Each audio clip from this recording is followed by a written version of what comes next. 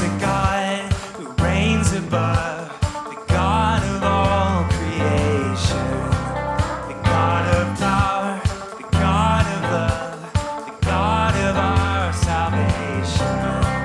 He fills my soul with sweet relief and makes my faithless murmur cease. To God all praise and glory, to God all praise and glory, to God all praise and glory, to God all praise and glory.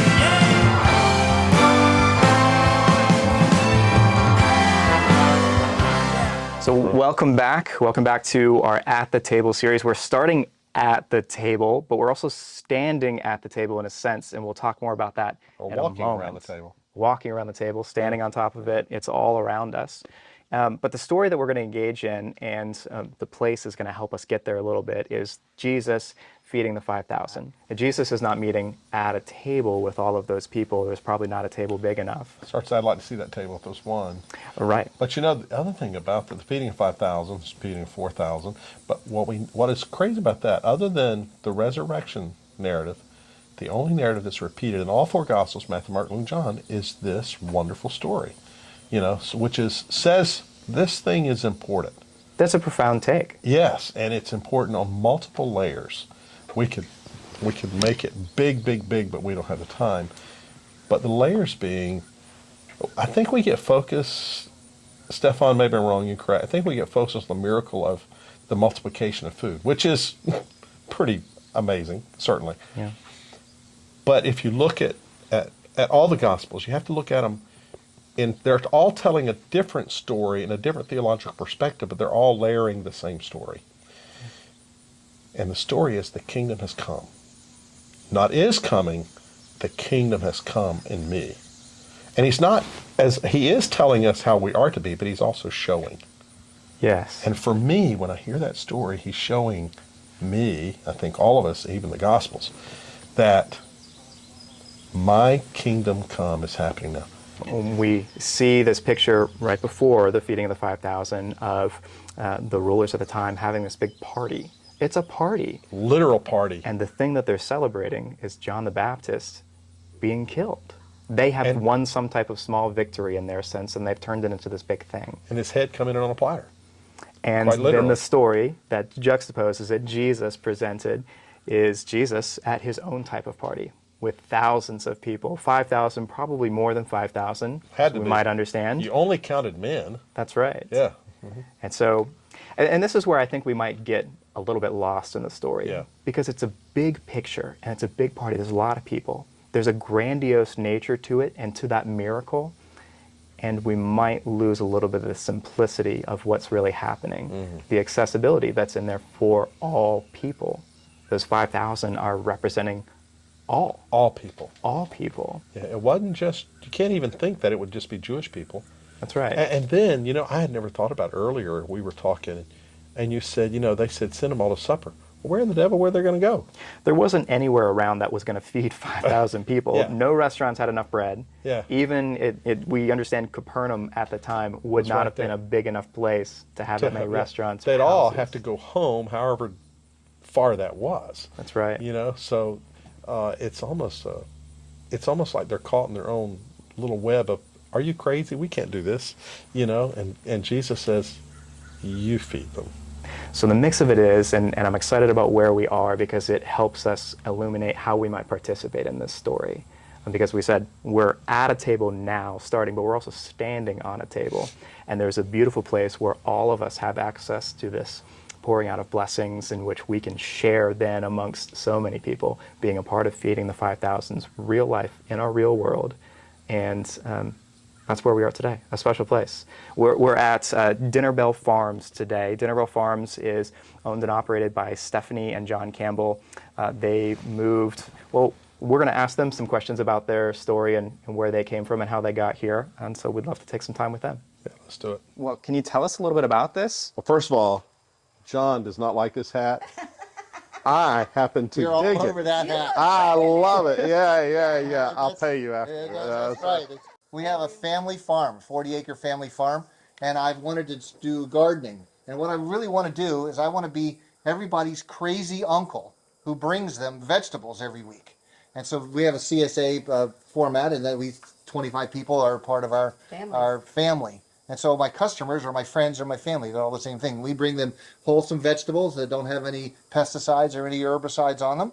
And so we treat the soil well, and we treat the world well when we do it. So for me, it was all about living out my values and my Christian discipleship. I think it's totally linked to how we feed each other, who we include around that table, and how we care for God's earth in the process.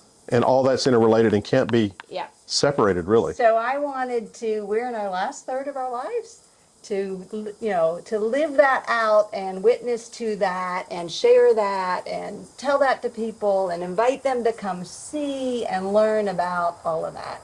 Yes. We are part of all of creation. It's not humans and creation. It's creation. God created. Creation. Yeah. And we are part of that. So, yeah. We are interdependent creatures, and this is a great place to bring it in, especially with food.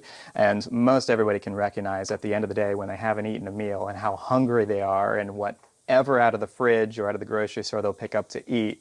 We are dependent creatures. Yes. We need to be more honest about that. Yeah. We are. We are. Well, Show us your way. Look at the garden, but the other piece of that is gratitude. Yes. Gratitude. You know, we don't really grow crops. We grow soil and tend crops. Say that again. Say that again, Stephanie. We don't really grow crops. We grow soil and tend crops.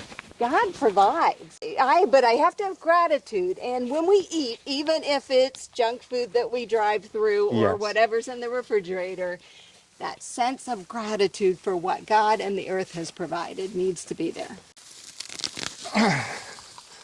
Look at there. We have carrots that are worth having.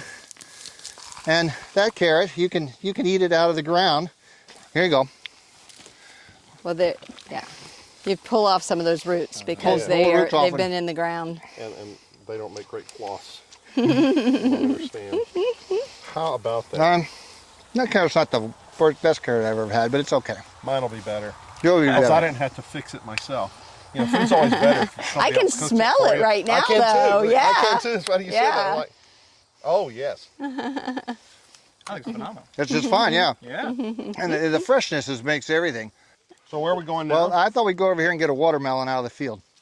Sugar baby melon, and they're supposed to be nearly black. They're not quite ready. The way you tell if a melon is ready has three things. It has the bottom of the melon needs to be yellow. Oh, that's good. Has to be yellow, okay? Then there's a little tendril that's supposed to dry up, and there it is right there. See this little guy? That little thing, it's dry. So that means the melon's ready. This little guy right there. So you found one ready. And then finally, you do the plunk test. And you put your finger on it. And if it goes plunk, it's ready. If it goes blink, not ready. Got blink, blink, not ready. Plunk, ready.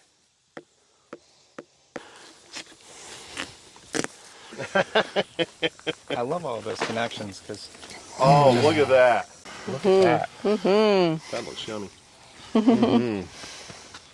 So, Yep. It looks like he's done it. It's warm. Oh, it's nice and warm. It is. Look at that. Ooh, baby. It's still cold on the The inside. outside's warm, but the inside's not cold, but That's the best. picked it out. cool. Got a refreshingness. Now, that's living.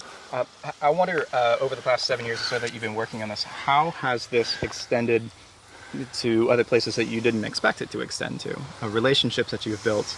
And there's such an abundance that we also take produce to SAFE, the Southern Elements Food Empowerment, to Stone Soup and other ministries like that. Tell what Sun Stoop is. So Stone Soup, you can tell more because you go see Stone her. Soup is run by Mary, who's a force to be reckoned with. The gal is really something else. And she cooks food for shut-ins and does Meals on Wheels, essentially, for, I think it's something like 200 people in Alamance County. And she gets donations, some from us and some from lots of other people, and she cooks it. So it's not just SpaghettiOs poured in a pot. She makes It's it, whatever it is. fresh made, yes. And has a whole bunch of volunteers there. And then every Thursday they get in their car and drive out there and take it to everybody.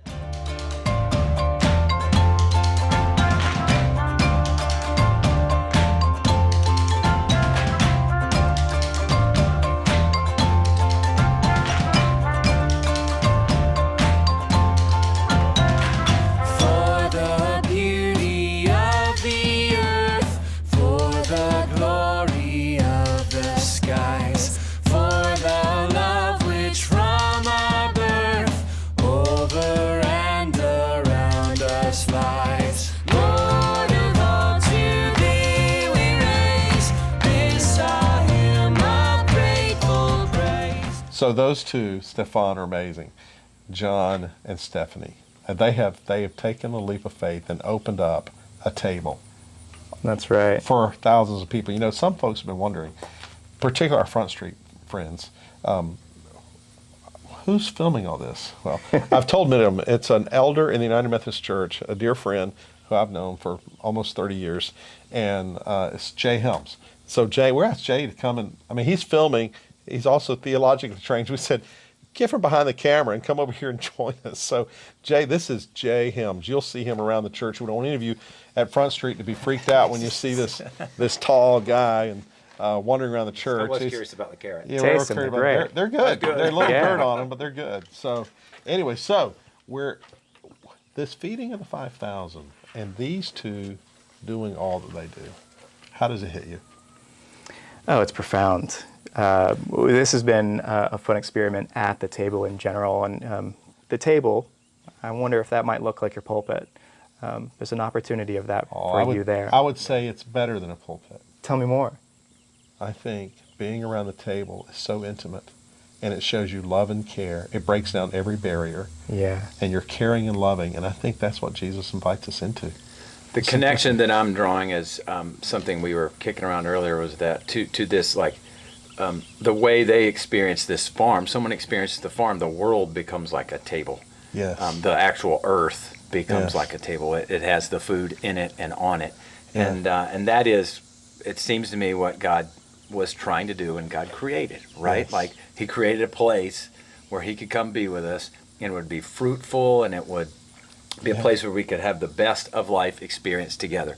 God didn't create, like, An altar table, a ritual behind the curtain. right. It's not Wizard of Oz, right? Yes, like it's it's not not. some sort of No, like that. mysterious. It's not, like it's Mysterious. so simple Mysterious. that, Yes. that it's ridiculously easy to take it for granted. Well, in the ways that we try to do that in the world, to create those goodness, as humans, we are great at overcomplicating it. Let me ask you a question.